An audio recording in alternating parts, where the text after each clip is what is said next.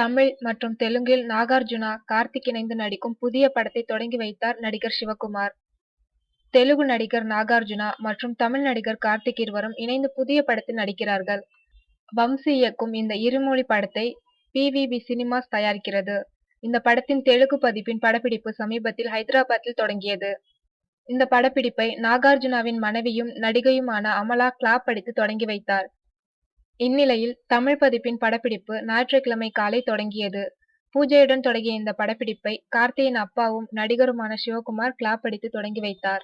இந்த விழாவில் கார்த்திக் பேசுகையில், நான் சிறு வயதிலிருந்தே ரசித்து பார்த்த நாகார்ஜுனாவுடன் இணைந்து நடிப்பது என்பது மகிழ்ச்சியாக இருக்கிறது. இத்தனை நாட்களாக ஒன்றுக்கு மேற்பட்ட நடிகர்களுடன் இணைந்து நடிப்பதை தவிர்த்து வந்தேன். இந்த படத்தின் கதை எனக்கு பிடித்து போனதால் உடனே நடிக்க ஒப்புக்கொண்டேன் என்றார் நடிகர் கார்த்திக். மேலும் இந்த படத்தில் ஸ்ருதிஹாசன், விவேக் உள்ளிட்டோரும் நடிக்கின்றனர்.